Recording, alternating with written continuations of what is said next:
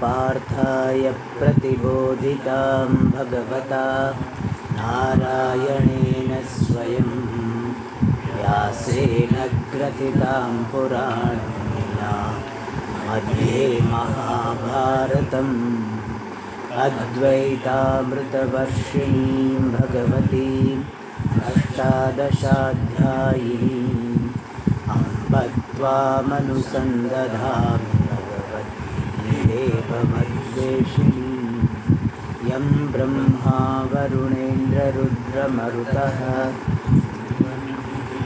स्तवैः वेदैः साङ्गपदक्रमोपनिषदैः गायन्ति यं सामगाः ध्यानावस्थिततद्गतेन मनसा पश्यन्ति यं योगिनः यस्यान्तं न विदुःसुरासुरगणाः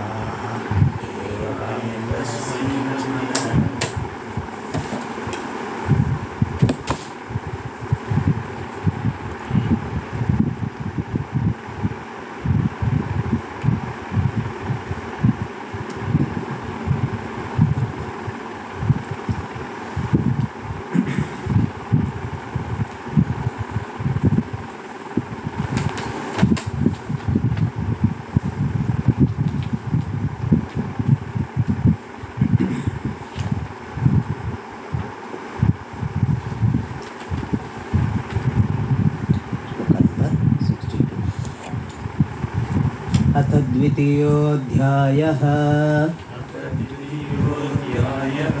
श्रीभगवानुवाच ध्यायतो विषयान् पुंसः सङ्गस्तेषूपजायते सङ्गात् सञ्जायते कामः कामात् क्रोधोऽभिजायते क्रोधात् भवति सम्मोहः सम्मोहात् स्मृतिविभ्रमः स्मृतिभ्रंशात् बुद्धिनाशः बुद्धिनाशात् प्रणश्यति।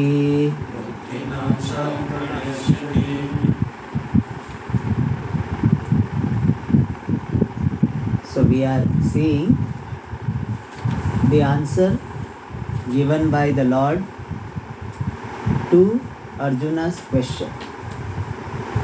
Arjuna's question was that what are the characteristics of a person who has got abiding wisdom.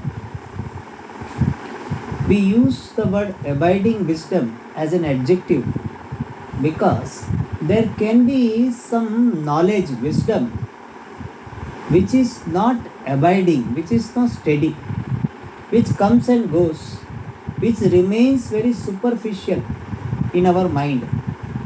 To distinguish from such knowledge of Atma, we use the word abiding wisdom, otherwise called sthita prajna, sthira prajna, otherwise called jnana nishtha. Jnanam is relatively easy compared to jnana nishtha. Jnanam also is difficult, but for most of the people, this jnana nishtha takes time. Abidance in the wisdom takes time. Wisdom comes if a person has got shraddha in the shastra, if a person has got enough punyam to get a right teacher, and he is exposed to the shastra in a systematic manner for a given sufficient length of time, then the person will have the understanding that I am Brahma. I am not a karta, bhokta, I am not a mortal being, I am immortal Brahma. This understanding comes, but the past impressions are very strong, and therefore this understanding being weak, it is overpowered by the past conclusions, past wrong understanding. Like in the some offices, somebody wants to do right thing, but that person cannot do right thing. Why? Because the people who were there earlier than this person, they are very strong. So even though this new officer wants to do something right, not allowed, because he is not strong. Therefore, wrong thing alone will continue. So we may wonder, this officer, he is talking about such a big vision, all discipline, everything. How come it is not seen? Because the senior people are having different orientation. Similarly, in our mind also, this new understanding, which is right understanding. I am Brahma is a right understanding. I am Akarta, Abhokta, limitless Atma, right understanding. But even though it is right understanding, it does not govern my life, it does not govern my response. Because we have got old conclusions which are very powerful. And overpowering them is done by the sadhana of nididhyasana. So a person who has done sufficient nididhyasanam and overpowered old conclusions and remaining in this understanding, I am limitless Brahma. That person is called Sthita Prajna. His wisdom is called Sthita Prajna or Sthira Prajna. And about that person, Arjuna had asked the question, what are the characteristics? And from the 55th shloka up to the 57th shloka, 55, 6 and 7, Bhagavan talked about that wise person. Then from 58 to 61, from 58 shloka onwards, up to 68 shloka, 11 shlokas, Bhagavan is talking about the sadhana for this Sthita Prajna. What are the means for attaining this abiding wisdom? And we had seen the main sadhana is contemplation, nididhyasana. But that contemplation will be successful only when there is Shama and Dhamma. So Bhagavan is talking about three sadhanas, Shama, Dhamma and Nididhyasanam, for getting abiding wisdom. And out of these three, firstly Bhagavan talked about the Dhamma, the mastery over the organs. And from the 62nd shloka, Bhagavan is talking about Shama, the mastery over the mind. And he explains the significance of this mastery over the mind by showing that if the Shama is not there, mastery over the mind is not there, what can happen? Sometimes we understand the importance of a thing by the absence.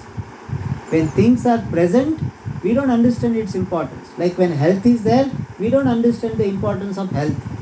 But when it goes or affected, then we understand how important this health is. We take many things for granted. We are able to walk. We take it for granted.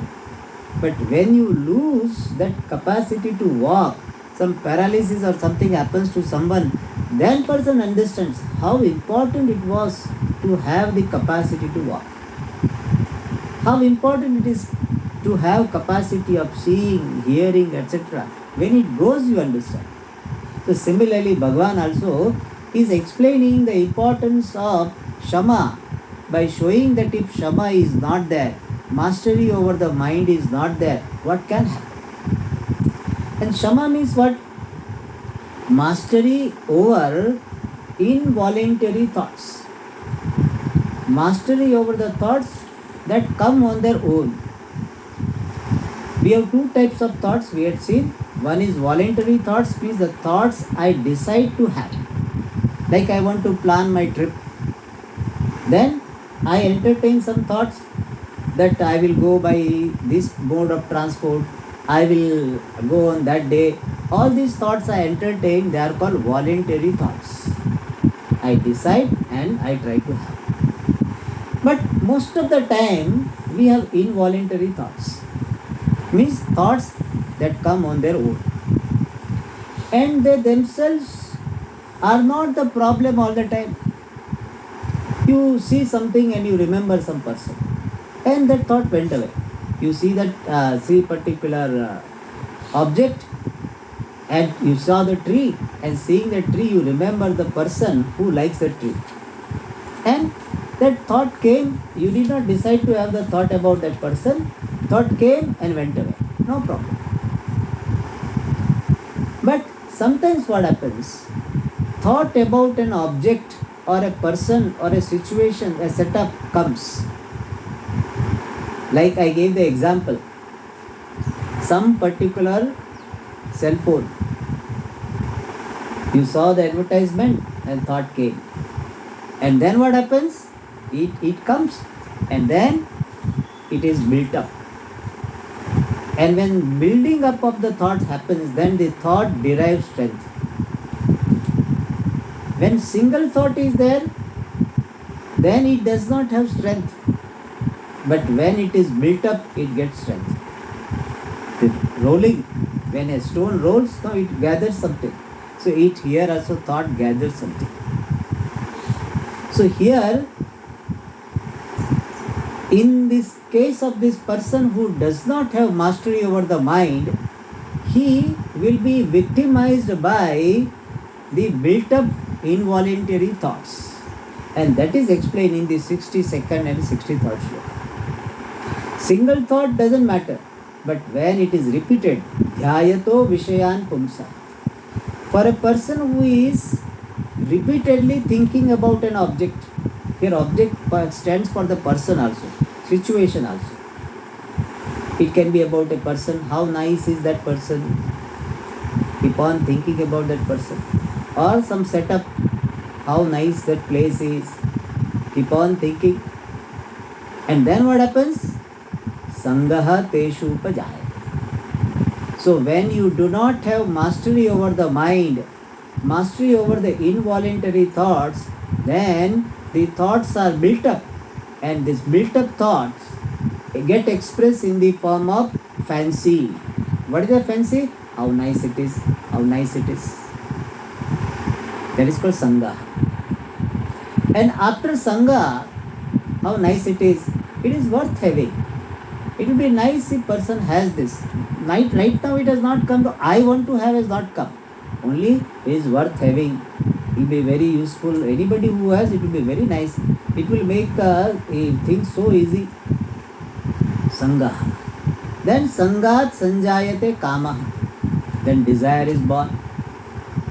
And when desire is born, there are two possibilities. One is the person works for desire, to fulfill the desire, and he gets the object he or she wants. I wanted to buy that particular cell phone, I could get it. And then what happens? There is a concern about maintaining that object. Fear will be there. Somebody should not take away. People are so much afraid. Cell phone they should not lose. Something else is gone, no problem. My Bhagavad Gita book gone, no problem. But cell phone should not. Cell phone should not go. Because all things are there. So what happens? If desire is fulfilled, there is a greed, there is a concern to maintain it, there is a fear of losing it. So person remains in this samsara. And if desire is not fulfilled, then what happens?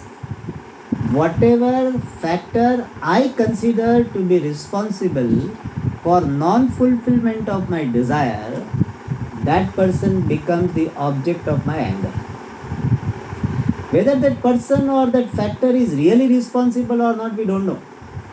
But I think because of that person, I did not get what I wanted. Therefore what? I get angry. I sometimes get angry with Bhagavan also, because Locally, I could not make anybody responsible. That how come I did not get this particular result, I did not get that particular person in my life. What? I can't find any local factor. Then what? I get angry with Bhagwan. Somebody, suppose my near and dear one, I wanted to meet them and I could not meet them and something happened to them. So whom I find responsible? Bhagwan is responsible. So people get angry also. Angry with Bhagwan.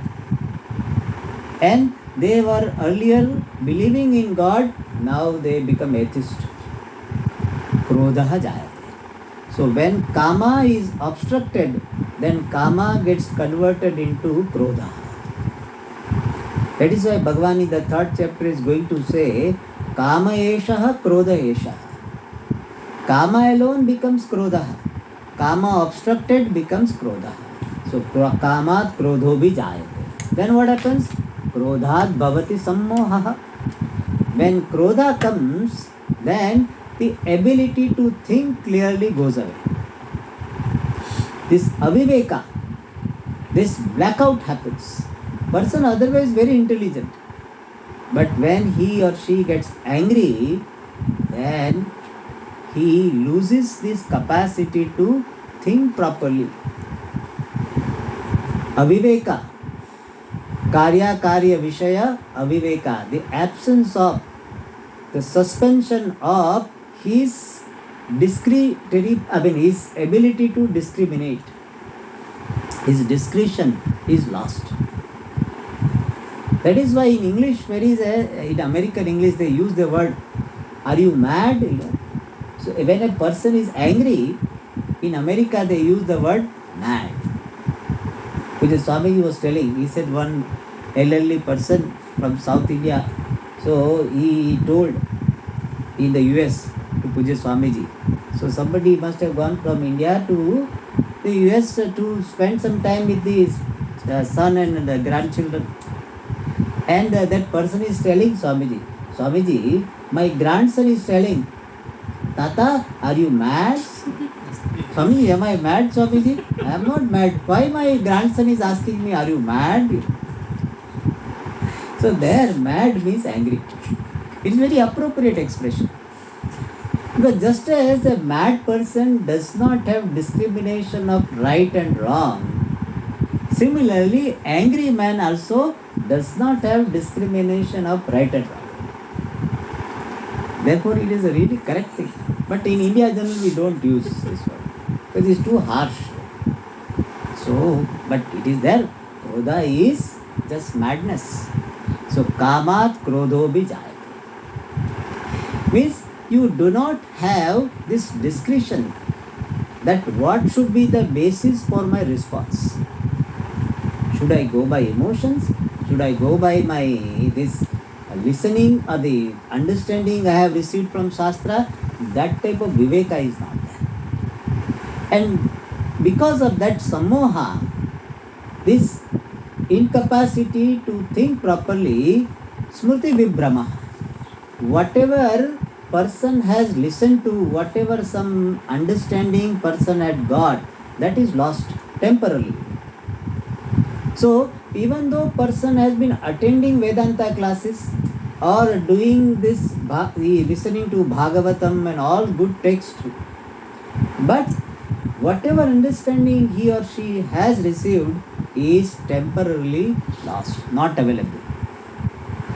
Like sometimes our computer is get hung, then our data not available. So our phone or something is hung, then what? Data not available. Similarly, your mind gets hung at that time. And therefore what? All the data which is nicely collected, very diligently collected, those data not available. As I told you, the Karana problem, that exactly when it is required, not available. Otherwise, people are very good. That is why in Shastra they say, Paropadeshe Pandityam. When you have to advise others, you are a great scholar, you are a very mature person. If somebody's family, there is some bereavement, some loss of some near and dear one, we are very good in giving advice. What? our life is temporary. So whoever is born, jo aayega so jayega. So whoever is born will die. How nicely we give Upadesha. But when it comes to us, then we don't know where this wisdom goes. That's why I think I must have told this story. So when somebody lost his son in the village, then the head of the village came for consolation. And he told all this. That see in Gita, Vasamsi Jirnani. So all this he said, that so dress is old and it happens. So the life is like this. We are helpless. So there is no point in keep on crying. We have to move on and all this. So he gave Upadesha. The head of the village gave Upadesha so well. This person was consoled. He said, yeah, true. Life and death is not in our hand. Oh, very good. But what happened next day? This head of the village, he was crying. Why are you crying? He says, my goat died. Then this fellow said that yesterday my son died and how nicely you are giving me Upadesha. He says, son was yours, goat is mine. That is the reason. Since your son was yours, I could give Upadesha very well. But this goat is not yours. It is mine. Therefore what? Smriti Bhamsha. You see, when it comes to advice, especially in India, we are very good. In India, people have got this tendency to give advice, unsolicited advice. Very free of cost. That's why in India, we don't go for consultation for charge. Because we always get free consultation. So why should we charge? We should pay charge. People are ready to give advice. In India, it is in fact this people from abroad, they don't like it. Some of them, they don't like it. He said, why are you interfering with my life? If this person doesn't ask, he will go and say, you do like this, you do like this, you do like this. Why? It is a free thing, we can give and we feel good about it sometimes. But when it comes to our own thing, Smriti Vibhramaha. Temporary suspension of the learning person had received from Satsanga, from Shastra. That is called Smriti Vibhrama. And Smriti Bhramshat, Buddhi Nasha. When this type of things repeatedly happen, when repeatedly this Smriti Bhramsha, the loss of this understanding, memory happens, then in long run, Buddhi Nasha, the very capacity to discriminate goes out. It is something like, sometimes your gadget has got some minor problem, so it can be restored. It can be restored. You go and it is restored after some time. But sometimes it is beyond repair. It has gone it is so much damaged because repeatedly it was damaged. Therefore, there a point comes when you go to this mechanic, he will say, sir, now it cannot be repaired. I have repaired several times. I only have repaired several times. Now it has gone beyond repair. So similarly, even Buddhi, in Smriti Bhramsha state, it is still having the capacity. It is affected temporarily, but still it is restored. But now, Buddhi Nasha means that very capacity of discrimination of right and wrong is gone. Like sometimes our, pancreas, its capacity to secrete is affected for some reason. It can be restored, but sometimes it goes beyond that. Then it is no more available to be restored. Similarly, Buddhi is now beyond repair. That is called Buddhi Nasha. And somebody said, let it be there. Buddhi Nasha, so what? Yes, Buddhi Nashat Pranashyati. When there is this permanent loss of this discrimination of right and wrong, then person as a human being, he is finished. And we saw in the last class that a human being is called human being when he is capable of pursuing this dharma and moksha. And dharma and moksha can be pursued when person has got this buddhi, viveka. When this viveka is gone, person is not fit for the higher pursuit, dharma and moksha. And if a person is not fit for higher pursuit, he is as good as animal. Because animals also eat. Ahara, nidra, we saw. So eating, drinking, all these things are there. Animals can do, and we also do it. Animals cannot follow this dharma which is prescribed in the Vedas. They cannot pursue moksha. So these two things are this speciality of human being. And if that speciality of pursuing dharma and moksha is gone, then pranashyati. Purushartha ayogyo bhavati means person is not fit for purushartha, is gone. Therefore, Bhagavan Bhashyakara says, therefore, person should be careful about his Vishaya Chintanam. The Vishaya Dhyanam is the cause for this all problem. It started with a small thing. A thought came and you allowed it to get built up. Shamaha means what? You are not afraid of thoughts, but you are watchful about what type of thoughts are getting built up. And that Shama is not there, then there can be a fall up to the destruction of human life. And now from the next shloka, the ladder of rise is given. In the 62 and 63, the ladder of fall was given. If a person does not have Shamaha, what will happen was told. Now it is said that if person has Shamaha, mastery over the mind, then what can happen, that is described. Ragadvesha viyuktestu Vishayanindriyesharan Atmavashyir vidheyatma Prasadamadi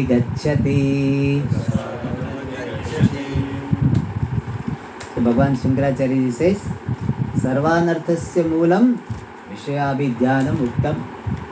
So all these problems came because person had uncontrolled thinking about the objects.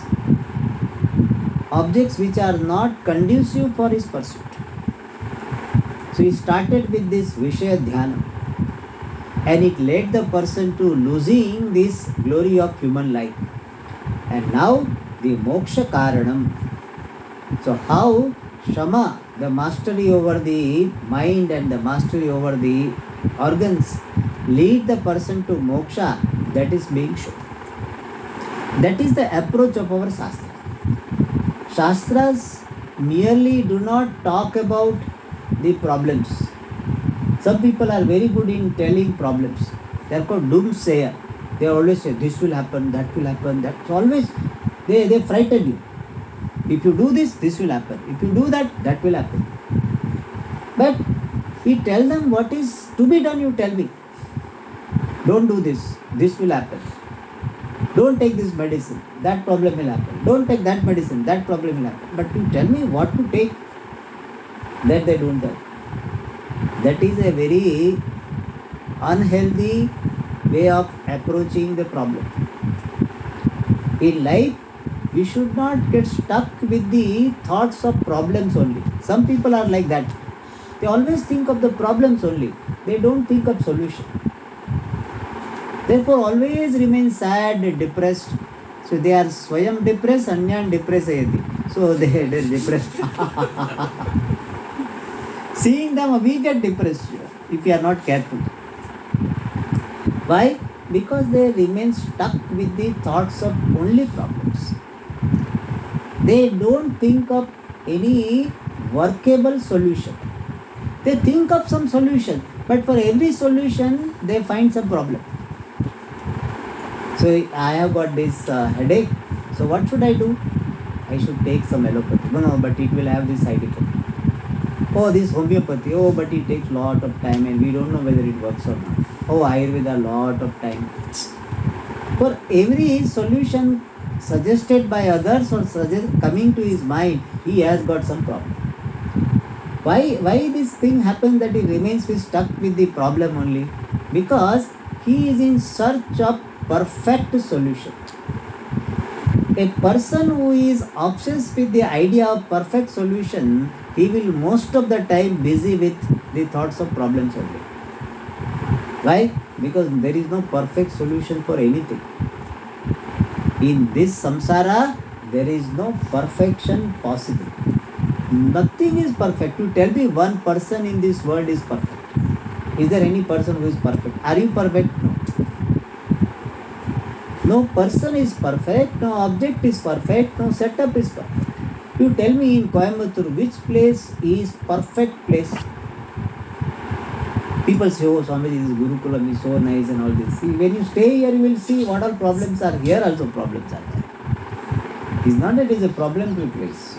Every now and then light power goes, sometimes very high voltage, all this. And so many insects will be there. Recently it happened, some ashramite, this insect bite happened. Possible. So there is no such thing here. Always the grass looks greener on the other side. So we always feel, oh, this person. The married people think that, how Swamiji, you are so lucky. We are lucky, of course. But they think that, see, those who are not married, how lucky. And those who are unmarried and want to get married, they feel how nice they got married and settled. I am unsettled. See, at the age of 45 also I am unsettled. Problem. So there is no perfect setup. In Gujarati they say, the marriage is like lakkad ke laddu. Lakkad ke laddu means the laddu, modaka, made up of this wood, very nicely made. At distance it is kept. So बोले खाएगा वो पछताएगा, नहीं खाएगा वो पछताएगा. Means those who try to eat, their teeth will be broken because there is no laddu. Those who can't eat, because of some reason, they will be regretting. Oh my God, see, laddus were there, we did not eat. So both will regret. So there is no perfect setup. One has to let go of this obsession with perfection. Anyway, so here, after talking about the problems, Bhagavan is talking about the solution. How it turnaround happens, then a person grows in his pursuit of moksha. That is very beautifully presented. What he says? Raga dvesha vyuktaihi tu indriyehi atmavashyehi videyatma vishayan charan. A word used for a person having shama, the mastery over the mind, is videyatma. Videya means obedient, and here atma means the mind. A person whose mind is videya, obedient, disciplined, that person is called videyatma. And what does it mean a person's mind is disciplined? A person's mind is guided by Viveka Shakti. When my mind, the thoughts of the mind are directed by my power of discrimination, that is, that person who has such mind, the mind which is disciplined by the Viveka Shakti, that person is called Videyatma. This is beautifully presented in Kathopanishad, where it is said that the buddhi is the driver. In our life, in the car of our journey, the life, buddhi should be driver. In the travel, in our travel of life if is compared to a travel, then buddhi should be a driver. Means our life should be directed by buddhi. Buddhi means Viveka Shakti, the discrimination, the sense of appropriateness, discretion. It does not mean that we should not have emotions. Swamiji, this person, Swamiji, is all very rational, very dry kind of, all the time, logical. very difficult to live the life with that person. Because he said, if you tell him I love you, suppose you tell that person, you prove that how you love me. The other day you did not listen to me. How can you say I love you? Or I don't accept this. You prove me. How can you prove that I love you? Really, it's very difficult. If somebody doesn't want to accept that he or she is loved, you cannot prove. In fact, that is one of the issues in many relationships. Other person feels that he or she is not loved enough. Now, whereas the other person will think that, oh, I love that person, but the husband doesn't feel that he is loved enough. The wife feels that, oh, she feels that her husband doesn't love her. And both of them think that they love each other. But he says, I love him, but he doesn't love me. That's how it is. So sometimes he is too logical, and therefore life becomes what is called very dry and so many conflicts. So we do not say that buddhi should be a driver means you should not have emotions. Emotions alone make you a human being. Otherwise you are a stone or a computer. You are AI, artificial intelligence. You are what is the difference between you and robot? No difference. Therefore, emotions need to be there. But the emotions need to be directed by my discretion. Like you can eat sweet. It doesn't mean you should not eat sweet. So sweet is not good for us. So sweet you can eat. But your eating sweet should be decided by your health awareness, your discretion, that this much if you eat, it is good enough. If beyond that it goes, it creates problem. In everything, if it is directed by buddhi, then you will have less conflict. And that person is called Vidheyatma. So one whose mind, one whose thinking is directed by the Viveka Shakti, the capacity of discriminating right and wrong, based on what? Based on Shastra and Guru. That person is called Vidheyatma. Such a person, Vishayan Charan, here Charan means Upalabhamanaha, he is experiencing the objects. So this discipline, the person whose mind is disciplined, the master of the mind, that person experiences different objects. How? Indriyehi, with the help of the organs. Means he will perceive form, colors, sound, all of them. But what type of indriyas? Raga, Dvesha, Viyuktaihi, tu. Here the word tu is to show the contrast with the situation which was described in the 62 and 63 shlokas. So a person having the mastery over the mind, that person experiences the object with the help of the organs which are free from raga and dvesha. Means his organs are not under the spell of likes and dislikes.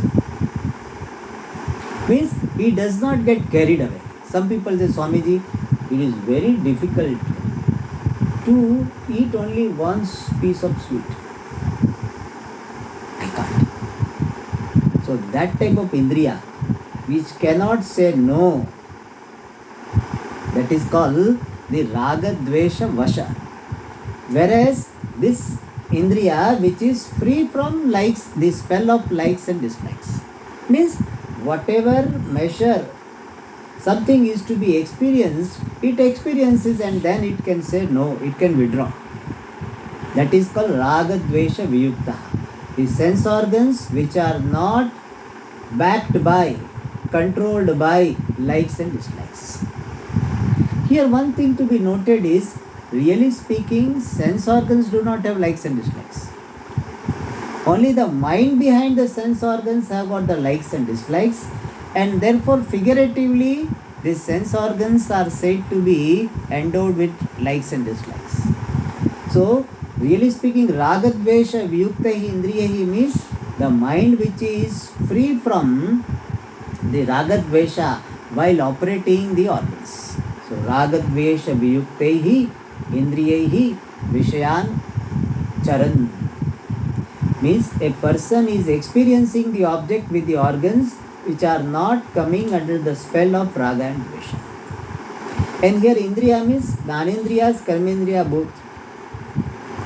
Our Karmendriya, our Vagindriya, the organ of speech, sometimes it comes under the spell of ragadveshas.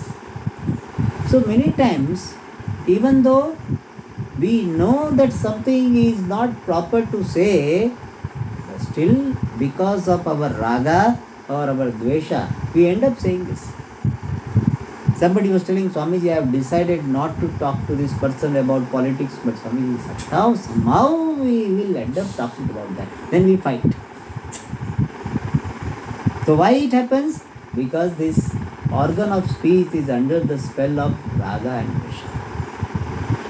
So the person who has got mastery over the mind, he will be experiencing the objects, interacting with the world, but with the organs which are free from raga and dvesha. The entire Gita psychology is raga dvesha based psychology. Bhagavan uses the model of this raga dveshas. So raga dveshas create emotional problems. Mastery over the raga dveshas helps you to get rid of this psychological problem.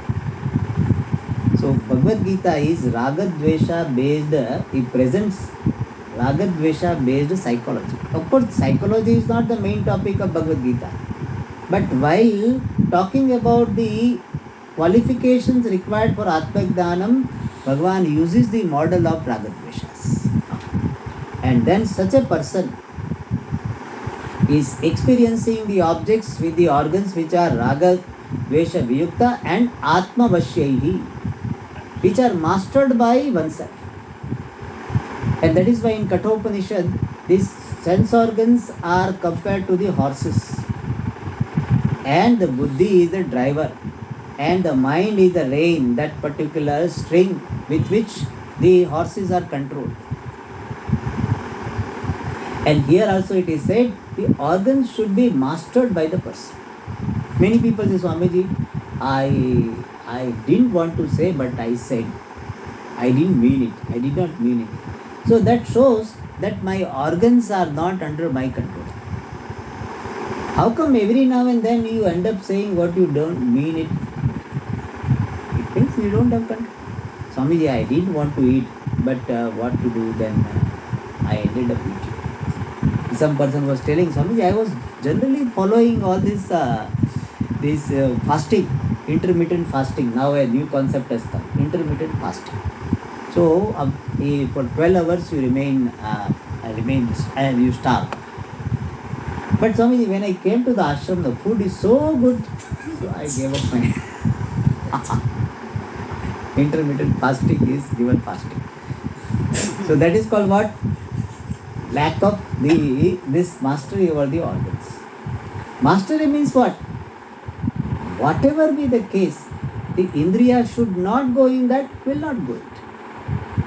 Not to be told, not to be told. Not to be seen, not seen. So Atma Vashya means this, all the organs are mastered by the person, by the Viveka Shakti of the person. That's called Atma Vashya. Such a person who has got Shama and Dama, especially here Shama is highlighted, Prasadam Adhigacchati. So a person who has mastery over the mind and who is experiencing the sense objects with the organs which are free from ragadveshas and which are mastered by this discrimination, such a person prasadam adhigacchati literally means he attains prasada. So prasada generally here in India, prasada means what? The pongal, sundal or something, that's what you think. Here it is not that if you follow Shamadama, what happens? We get prasada. That's all. Swamiji, which prasada we get? Tirupati prasada or here Dakshinamurti prasada? Here prasada has got different meaning. tranquility of the mind, purity of the mind. That is called here prasada. The word prasada has both the meanings, purity and tranquility. Swasthyam, the mind becomes healthy. It's a very beautiful word, swasthyam. The mind becomes healthy. Addicted mind is not a healthy mind. That is why now addiction is now they are started considering as a disease. Addiction is considered a disease. And in a way it is a good way of looking at it, because sometimes we look down upon the person who has got addiction. So now we understand addiction is a disease. When somebody has got fever, you should not hate the person just because he has got fever. Similarly, the addiction is a disease. Person is helpless. And people will say, I told you to give up this smoking, I told you to give up tobacco, why you are not listening to me? The fellow will say, I want to give up, but I am not able to give up. It is something like somebody is having fever. When I come in the evening, you should not have fever. How can you? I will take tablet, but still it will come back. So, you cannot wish it away. Certain things in life cannot be wished away. It should not be there. It should not be, but they are there. So similarly, the addicted mind, addicted organs are what? Aswasthani. They are not healthy. They are not healthy organs. They are not, that is not the healthy mind. So prasada means tranquility, composure, healthy state. Adhigacchati. Person attains healthy state of the mind. When he has got shama and dhamma, he gets healthy state. And one commentator very nicely writes, what is prasadam? Paramatma sakshatkara yogyatvam. The fitness for attaining the knowledge, attaining the abidance in knowledge. So that is called here prasada. But somebody, why our chundal and the pongal and all called prasada? Prasada has got another meaning. One meaning is grace. So what we are eating, in the temple, what we receive, that is called prasada, because it is said to be the expression of the grace of Ishvara. That's why it is called prasada. In Shastra we use that Guru prasadena. By the prasada of the Guru we get knowledge. So that prasada means what? Grace of the Guru. So this prasada in the temple we receive is called prasada because it is expression of grace of Ishvara. And here generally I tell this point. I don't know, in South India perhaps people are more careful, but some places they use the word prasada for offering also. They बोले कि भगवान को प्रसाद लगा दो. You give prasada to Bhagwan. What you offer to Bhagwan is not called prasada. That is called naivedyam. So what you offer to Bhagwan is naivedyam, and after offering what you receive, that is called prasada. So don't say today I gave prasada to Bhagwan, I offered prasada to Bhagwan. So means what? You are Bhagwan and you offered prasada. So prasada is, that item is called prasada because it is the expression of grace. And here even we can take this meaning, composure also. That items which we receive in the temple is called prasada also because if you receive that prasada, that item, eatables or any other thing with proper attitude, then it will lead to peace in your life. If you receive that eatables with proper attitude, then that attitude can be extended to other situations. And when you have the prasada buddhi in your life, then you will have shanti, purity. And that is why also it is prasada. But here it refers to the tranquility of the mind alone. So when a person is experiencing the objects with the organs which are mastered and relatively free from ragadveshas, such a person who has mastery over the mind attains a healthy state of the mind, the state which is fit for Getting dhanam, getting dhanamishta. Now in the next shloka, what will be the benefit of prasada? That is given. Prasade sarva dukkhanam hanirasyopajayate prasanna chetaso hyashu buddhih paryavatishthate.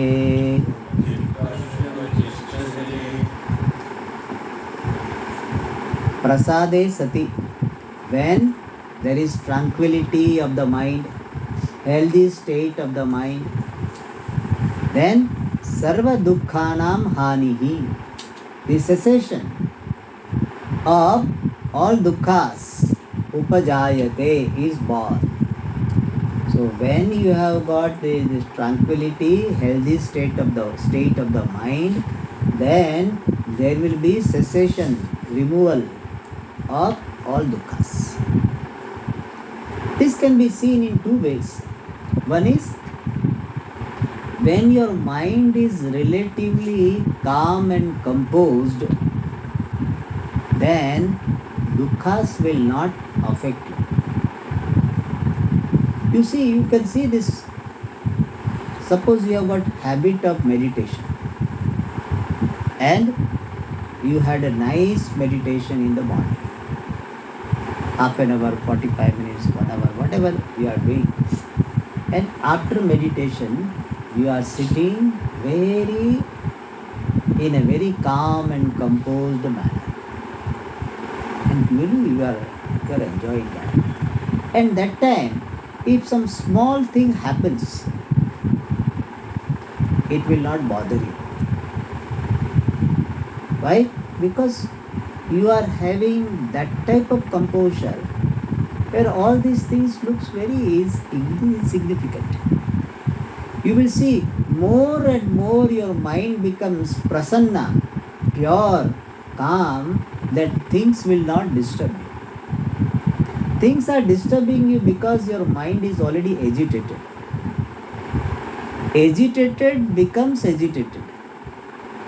You are already having this agitation, is further agitated. It is like a fire is already on.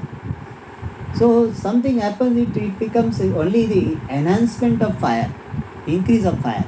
If your already fire is not, if fire is not lit up, then even if you put wood, nothing will happen. When fire is lit up, then if something is added, it will increase the flame. If fire is not yet started, then what? The wood, etc. will not do anything. So even in relative sense, you see, more and more your mind becomes swastha, healthy, these dukkhas will not affect you. And the sign of healthy mind is relative freedom from insistence and resistance. Swastha mind is that you will not have so much insistence because your raga dveshas are reduced. Pure mind is the mind which is relatively free from raga dveshas. Raga dveshas are not there, therefore insistence are not there. Why you insist for something? Because you have a liking for some situation. You have a liking for somebody. This is how it should be. Why? Because you have liking for that situation. So raga dveshas creates insistence, and insistence create resistance. And insistence and resistance create this dukkha. You see in your life, whenever you are dukhi, it is because of some resistance or some insistence. Any dukkha you have. Why you got sad about something? Because you wanted something to happen, did not happen. And your mental frame is what? Why? Why it's like this? Why he said like this? Why Bhagavan did like this? Resistance. Why me? Resistance. So any dukkha has got its basis in this insistence and resistance. And the swastha mind is the mind which is having relative freedom from this raga dveshas. So no insistence, no resistance, and therefore what? sarva dukkhanam hani. This is one way of saying. Another way which Bhagavan Sri Krishna is going to develop is when prasada, this healthy state of the mind comes, then only nididhyasanam will be possible, jnana nishtha will be possible, then only complete removal of dukkha will be possible. So this tranquility of the mind, healthy state of the mind leads to sarva dukkhanam hanihi, the removal of all dukkhas in the form of moksha. And therefore this, the prasada, the shamadamadi are important. So Bhagavan wants to explain the importance of shamadamadi by saying that shamadamadi brings this prasada, this healthy state of the mind, because of which this removal of all the dukkhas through jnana nishtha. And therefore he says prasade sarva dukkhanam hanirasyopajayate. Asya means for this person, this hanihi, the cessation of all dukkhas happen. Means he becomes free from all dukkhas, which is otherwise called jivan mukti. Who is this person? Prasanna chetaha. The person whose mind is tranquil, the mind is healthy. For such a person, he, because why sarva dukkhanam hani jayate hetu? He, because ashu, immediately, very soon, buddhi paryavatishthate. Buddhi here means understanding. The understanding in this, in the life of this person, self knowledge, paryavatishthate, is well established, is settled.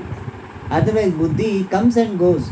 Whereas for this person, buddhi here means understanding, self knowledge is well settled. So for a person who has got prasada, there will be removal of all dukkha, because for a person who has attained prasada, attained the healthy state of the mind, this wisdom is stabilized. And when wisdom is stabilized, then only this dukkha will go away. And therefore, there is a very big connection between shamadama and moksha. How connection is that? Shamadama will lead to this shanti. Shamadama will lead to the prasannata, and prasannata, the healthy state of the mind, will lead to the jnana nishtha, the abidance in knowledge. And abidance in knowledge will make the person free from all dukkhas. And therefore, the shamadamas are very important. Now in the next shloka, this mastery over the mind and the organs is glorified by showing that how that mastery leads the person to happiness, real happiness, abiding happiness. Those details we see in the next class. Om Purnamada Purnamidam Purnat Purnamudachyate Purnasya Purnamadaya Purnamedavashyate Shanti Shanti Shanti.